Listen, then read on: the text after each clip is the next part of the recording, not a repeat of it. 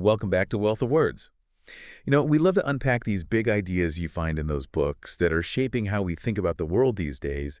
And tonight, we're going to be looking at Master Your Emotions. Yeah. This is a guide to understanding and, mastering your feelings. And it's not just theory. Right. The author, Thibaut Miris, he really focuses on giving you practical tools Okay. that you can start using. Like right away. Yeah, right away. So let's jump into it. Let's do it. One of the first things this book tackles is this idea of negativity bias, which is our brain's tendency to fixate on threats. Right.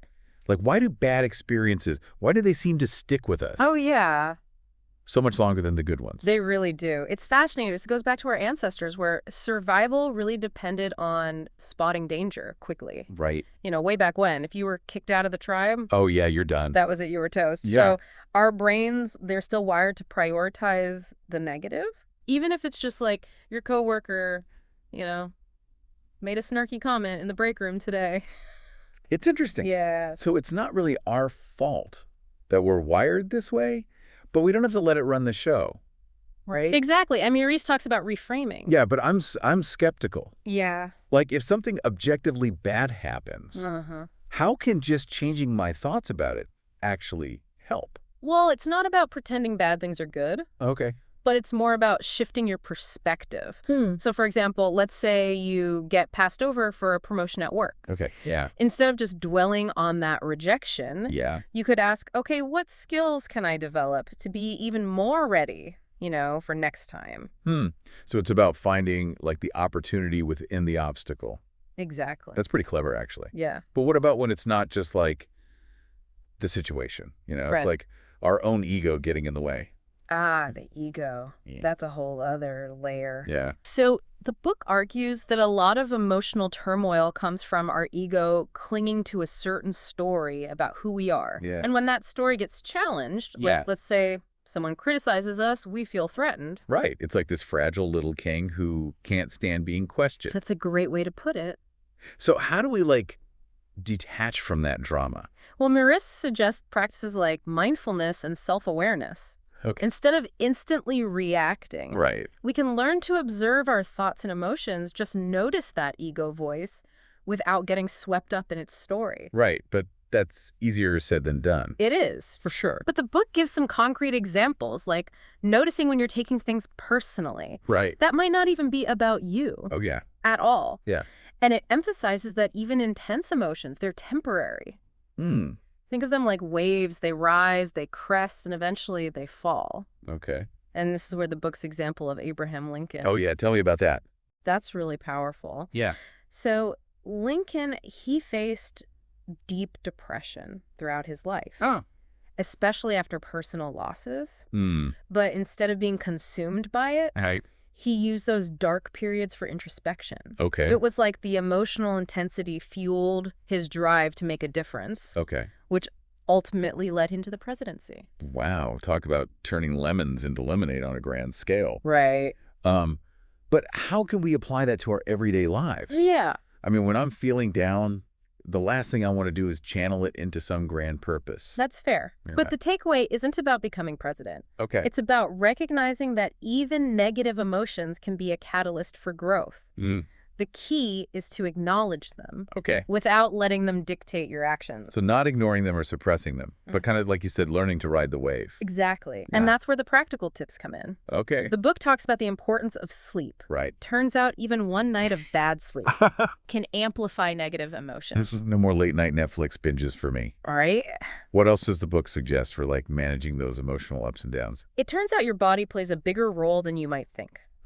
So Maris cites a study where people who held a power pose for just 2 minutes Right, seriously. felt more confident afterward. Just standing there with your hands on your hips? It sounds silly, but the research backs it up.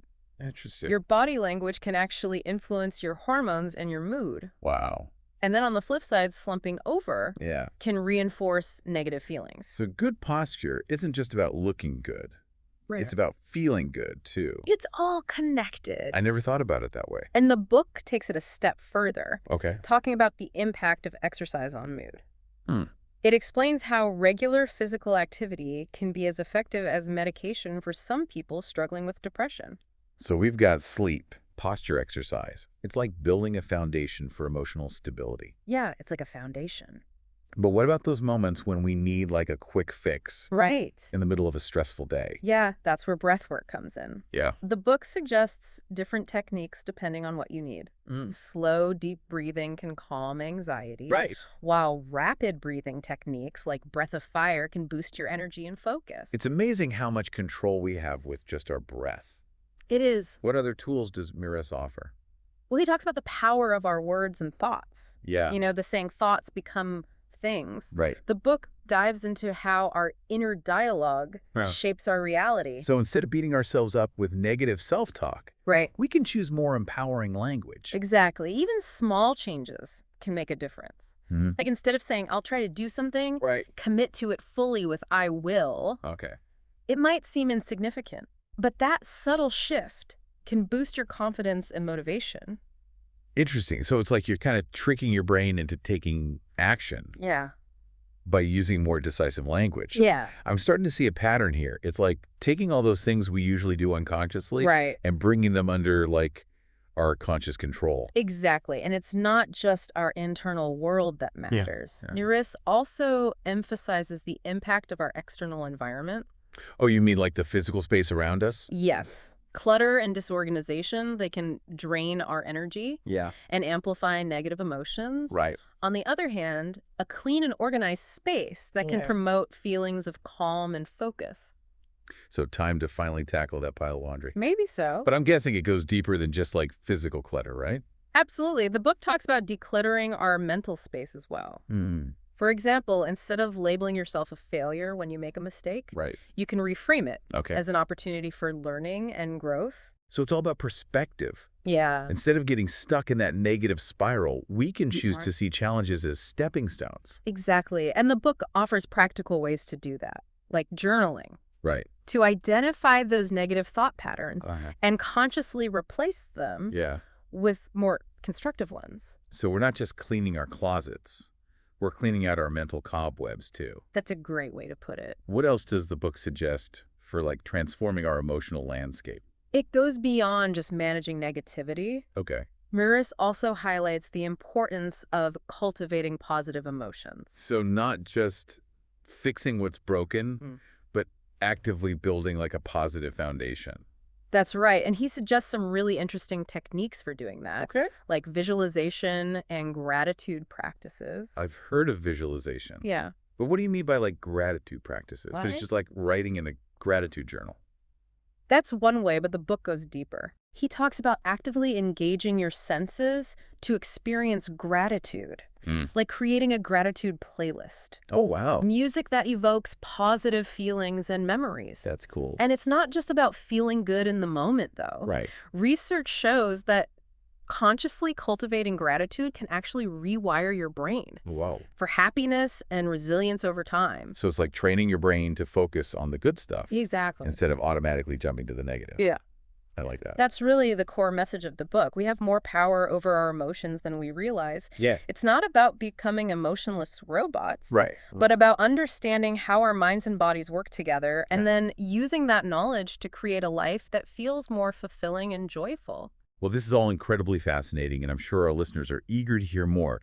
But for now, we need to take a quick break. We'll be right back with more insights from Master Your Emotions on Wealth of Words. Welcome back to Wealth of Words. We're digging deeper into Master Your Emotions with Thibaut Miras, exploring how we can shift from, feeling overwhelmed by our feelings to actually using them to our advantage. Yeah, and one of the most surprising ideas in the book is that even so-called negative emotions can be incredibly valuable. Okay, that's a tough one to swallow. I mean, who actually enjoys feeling jealous or angry or anxious? How can those emotions possibly be helpful? Well, think of it this way. Those emotions, they're like messengers. They're trying to get your attention. Okay. So instead of shutting them down or pretending they're not there, what if we listen to what they're trying to tell us? So like instead of just feeling angry, I should try to understand why I'm feeling angry. Like what's triggering that emotion? Exactly. Let's say you're feeling jealous of a colleague's success. Instead of stewing in that jealousy, you could ask yourself, what is it about their achievement that's triggering this feeling in me? Is it because I value that kind of recognition too? Or maybe it's highlighting a skill I want to develop. That's a really interesting way to look at it. So jealousy could actually point me towards my own goals and aspirations, almost like a compass. Precisely. Yeah. It's about recognizing the information those emotions are trying to convey. The book even suggests keeping an emotional journal, Okay. where you track your feelings and triggers and any patterns you notice. It's like becoming an emotional detective, Yeah. investigating your own inner world. I like that it takes the power away from those feelings and puts you back in the driver's seat. Yeah. But I imagine it takes practice to get to that point where you're not just reacting emotionally all the time. Absolutely. It's a process. And the book emphasizes the importance of building long-term habits that support emotional stability. Think of it like training for a marathon. You don't just show up on race day and expect to win. You need consistent effort over time. So what kind of emotional training does Maurice recommend? Well, we've already touched on some of them. Consistent sleep, regular exercise, creating a calm and organized environment. These are all foundational practices that create a solid base for emotional well-being. It's like building a house. You need a strong foundation before you can start adding the fancy features. But what about those times when we need a quick boost? Are there any tools we can use in the moment to shift our emotional state? Absolutely. We talked about breathwork earlier, and the book goes into detail about different techniques for different needs. If you're feeling anxious, slow, deep breathing can help calm your nervous system. If you're feeling sluggish, more energizing breathing techniques can help you feel more alert and focused. It's amazing how powerful something as simple as our breath can be. Mm. I'm also curious about the idea of affirmations. Mm. Do those really work, or is it just wishful thinking? Well, the book explains that our thoughts have a direct impact on our emotions and actions. Repeating positive affirmations, even if you don't fully believe them at first, can help reprogram your subconscious mind. It's like planting seeds with consistent repetition. Those positive thoughts can eventually take root and blossom into new beliefs and behaviors. So it's not just about feeling good in the moment, it's about actually changing the way we think over time. Exactly. And it goes beyond just affirmations. The book talks about the importance of being mindful of the words we use in our everyday conversations. For example, instead of saying, I'll try to do something, commit to it fully with I will, that small shift in language can actually increase your chances of success. Interesting. It's like tricking your brain into taking action by using more decisive language. What other techniques does the book suggest for cultivating a more positive mindset? One that really stands out is the power of visualization. Imagine yourself achieving your goals with vivid detail. What does it feel like? What do you see? What do you hear? The book explains that your brain doesn't always distinguish between real and imagined experiences. So by consistently visualizing success, you're essentially creating a mental blueprint that can guide your actions in the real world. So it's like athletes who visualize themselves winning a race. They're training their minds and bodies for success before they even step onto the field. Exactly. And the book also emphasizes the power of gratitude. Not just feeling grateful, but actively practicing gratitude by taking the time to appreciate the good things in your life, no matter how small they may seem. There's a growing body of research showing that gratitude practices can actually increase happiness, reduce stress, and improve overall well-being. This is all so fascinating. It's like we have all these incredible tools at our disposal, but most of us don't even know they exist. Yeah. But I imagine it's not always easy to put these ideas into practice, especially when life gets busy and stressful. You're absolutely right. And the book acknowledges that Miras emphasizes that mastering your emotions is a lifelong journey, not a destination. There will be ups and downs, setbacks and triumphs along the way. The key is to keep practicing, keep learning, and keep growing. So it's not about being perfect, it's about progress, right? Exactly. And even those moments when you feel like you're failing or falling back into old patterns, they're all part of the process. The most important thing is to never give up on yourself and to keep striving towards a more fulfilling and emotionally balanced life. It's like anything else worth achieving. It takes dedication and perseverance, but the rewards are well worth the effort. Absolutely. And the more you practice these techniques and integrate them into your daily life, the more natural and effortless they become. It's like learning a new language. At first, it's challenging and unfamiliar, but with consistent practice, it eventually becomes second nature. And the more fluent we become in the language of our emotions, the more empowered we are to create a life that truly reflects our values and aspirations. Exactly. It's about taking ownership of our emotional landscape and becoming the architects of our own well-being. Well, this has been an incredibly enlightening conversation, Mm. and I'm sure our listeners are feeling inspired to put some of these ideas into practice. But for now, we'll have to take a quick break. We'll be right back to wrap up our deep dive into Master Your Emotions on Wealth of Words. Welcome back to Wealth of Words as we wrap up our exploration of Master Your Emotions. I'm curious, what's been the most impactful takeaway for you from this deep dive? It's hard to choose just one. Yeah. But I think the idea that we are not our emotions, that's really stuck with me. Yeah. You know, for so long I saw my emotions as these overwhelming forces Right. that dictated my actions and reactions. Yeah, I can relate to that. It's like being tossed around in a storm with no control over where you end up. Exactly. But master your emotions emphasizes that we have a choice. We can learn to observe those emotional waves without getting swept away by them. Right. It's about creating a sense of space between our feelings and our responses, Mm. which gives us the power to choose how we want to act, Right. rather than just reacting impulsively. That reminds me of the idea of becoming an emotional detective, which Yeah. we talked about earlier. Yeah. It's like putting on your Sherlock Holmes hat and figuring out what's really going on beneath the surface of those intense feelings. Exactly. By understanding the root causes of our emotions, Right. we can start to address them in a more constructive way instead of feeling like a victim of our circumstances. Right. We become empowered to create change.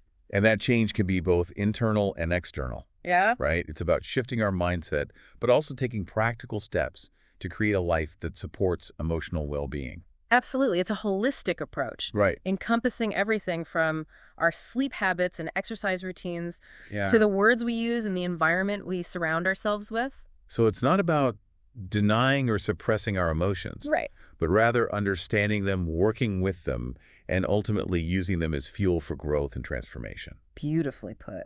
Master your emotions. It gives us a powerful toolkit for doing just that. Yeah. It's like we've been handed a map to navigate the complex terrain of our inner world. And while every journey is unique, Right. the destination is the same. Yeah. A life filled with greater joy, peace, and fulfillment. Exactly. And remember, dear listeners, this is a journey, not a race. Mm. Be patient with yourself, celebrate small victories, and never stop learning and growing. What a fantastic reminder. Yeah. So as we close out this episode, what's one final piece of advice you would offer our listeners who are feeling inspired to embark on their own journey of emotional mastery? Start small. Yeah. Choose one technique that resonated with you from this episode, whether it's breathwork, journaling, affirmations, or practicing gratitude. Right. Make it a part of your daily routine and observe how it impacts your life. That's such great advice. Small, consistent efforts over time can lead to profound transformation. And who knows, maybe this is the beginning of your own journey towards mastering your emotions and creating a life you truly love. That's our hope. Until next time on Wealth of Words, keep exploring, keep learning, and keep growing.